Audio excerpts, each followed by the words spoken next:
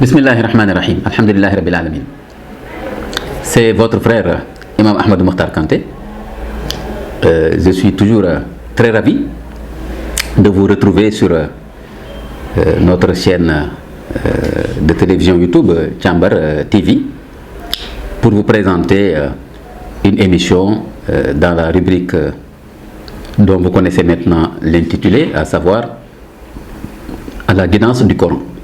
Donc nous essayons d'analyser, n'est-ce pas, des sujets, des faits d'actualité à la lumière, à la lumière des enseignements du Coran. Alors, comme vous le savez, cette émission ne pouvait pas ne pas aborder ce sujet délicat et choquant, n'est-ce pas, bien sûr, par rapport à la dignité humaine, à savoir ces pratiques abominables qui sont en train de circuler dans la toile, où on montre, n'est-ce pas, des pratiques, je me répète, abominables, qui seraient imposées, n'est-ce pas, à des filles. Certaines seraient des Africaines. Je suis en train d'utiliser le conditionnel, effectivement, par prudence, parce que tout ça, n'est-ce pas, est encore une nébuleuse. Il faut constituer par des enquêtes, n'est-ce pas, les responsabilités qui est impliquées, comment, etc., etc., etc. Donc, il faut faire très attention pour ne pas déjà prendre tout cela comme des vérités toutes faites, alors que, bien sûr, que tout est construit par des acteurs. Il y a donc des conflits d'intérêts, il y a de la manipulation derrière. La preuve, c'est que ces pratiques-là se passent partout dans le monde. Et bien sûr, ça se passe dans des hôtels, dans des maisons privées, etc. Partout dans le monde. Et maintenant, pourquoi à un moment donné, n'est-ce pas, il y a des films qui circulent, des vidéos qui circulent pour montrer que c'est à Dubaï que ces choses-là se font. Ça veut dire qu'il faut se poser beaucoup de questions, vérifier les sources, savoir qui sont les auteurs de ces vidéos-là, pourquoi maintenant, qui est impliqué, qui a intérêt à sortir ces vidéos, n'est-ce pas, quels sont les objectifs visés par ces parties prenantes, n'est-ce pas. Il peut y avoir des groupes d'intérêt qui veulent ternir l'image de Dubaï, et certains groupes aussi qui veulent ternir l'image des Arabes, des musulmans, en les confrontant aux Africains. Ils veulent faire des Africains des esclaves, etc. Alors que tout cela se passe dans tous les pays du monde. Donc ce n'est pas une question de race, ce n'est pas une question d'Africains. En Asie, aux États-Unis, en France, partout, vous trouvez ces pratiques-là. Il y a certains pays européens où la zoophilie, le fait d'entretenir un acte sexuel avec un animal, est légal, n'est-ce pas, etc. Donc c'est vraiment juste des questions de morale qui se posent, et, n'est-ce pas, des questions d'actes abominables qui rabaissent l'être humain, n'est-ce pas, qui se posent partout dans le monde. Donc il faut, bien sûr, nous sommes d'accord, il faut lutter contre ça, contre tout ce qui rabaisse l'être humain partout dans le monde, mais éviter la manipulation. Donc je ne suis pas sûr que ceux qui ont sorti ces vidéos-là, que leur objectif c'est justement de protéger les femmes, la dignité humaine, etc., etc. Alors, ce qui fait que maintenant je voudrais parler les parties prenantes, n'est-ce pas, de ces vidéos-là. On nous parle d'influenceuses, on nous parle de mannequins, etc. Il faut faire très attention, être juste avec tout le monde, être prudent, être vigilant, n'est-ce pas. Quelles sont les preuves de tout ça? Les personnes incriminées, est-ce qu'on a écouté leur version? Est-ce qu'il y aura des enquêtes pour établir les responsabilités, identifier les personnes, savoir qui a fait quoi, qui a filmé quoi, qui a fait quoi, etc., etc. Donc, il faut faire très attention à tout cela.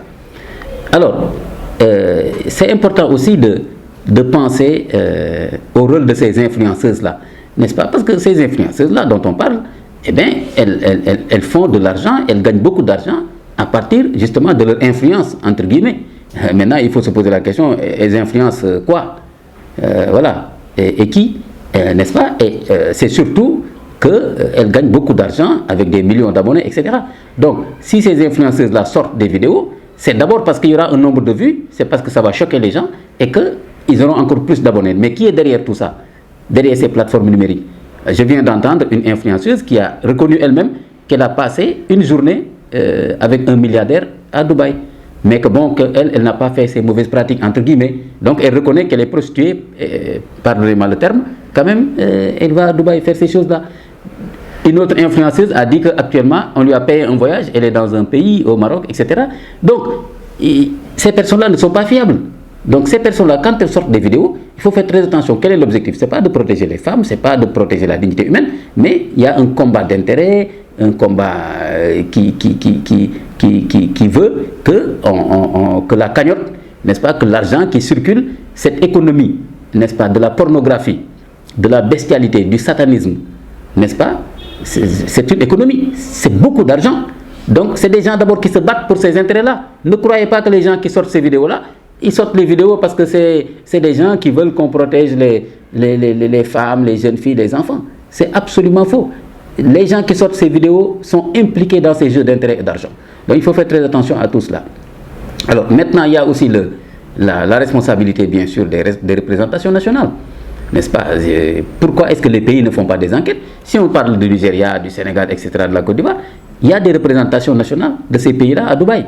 Par exemple, pour le Sénégal, nous demandons au gouvernement de diligenter une enquête au niveau du consulat du Sénégal pour savoir quelles sont les Sénégalaises qui sont là-bas. Elles font quoi là-bas? Est-ce qu'elles sont venues se plaindre? Est-ce qu'on leur a confisqué les papiers? Tout ce qu'on raconte là dans les vidéos, qu'on vérifie. Vous verrez que ça ne va pas être évident qu'il y ait une enquête qui va jusqu'au bout pour identifier les responsabilités.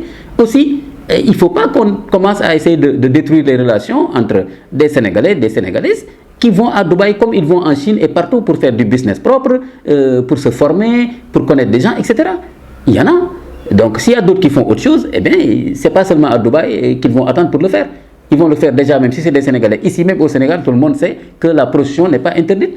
Donc une Sénégalaise n'a même pas besoin, sauf si peut-être elle ne veut pas se faire reconnaître ici, d'aller faire la prostitution à Dubaï. Donc ce n'est pas Dubaï qui est en jeu, mais c'est juste peut-être une opportunité qui a eu lieu là-bas, peut-être, etc.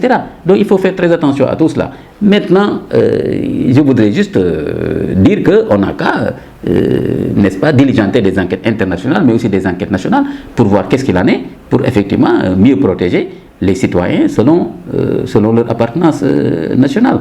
Je terminerai juste maintenant pour dire que si on s'en remettait aux enseignements de l'islam, il y aurait moins de dégâts. Mais maintenant, avec les courants féministes, avec voilà, les soi-disant défenseurs de la liberté de la femme, puisqu'on parle des femmes sur cette question-là, voilà, tout ce que l'islam a recommandé, c'était dans le sens de protéger la femme, eh bien, ça a été combattu comme étant archaïque, comme étant contre la liberté de la femme. La femme doit disposer librement de son corps, etc., etc. Elle n'a pas à subir l'autorité de son mari, de son frère, etc.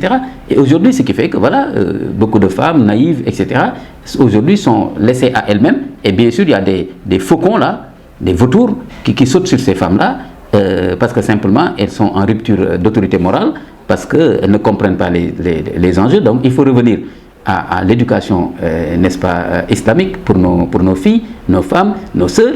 Il faut revenir à l'autorité morale, n'est-ce pas, des parents. Il faut encore mieux sensibiliser nos filles, les former, les instruire, mais en même temps les rendre responsables pour que personne ne puisse se jouer de leur dignité, pour que personne ne puisse les transformer, n'est-ce pas, en objet. Wassalamu alaikum wa rahmatullahi wa barakatuh.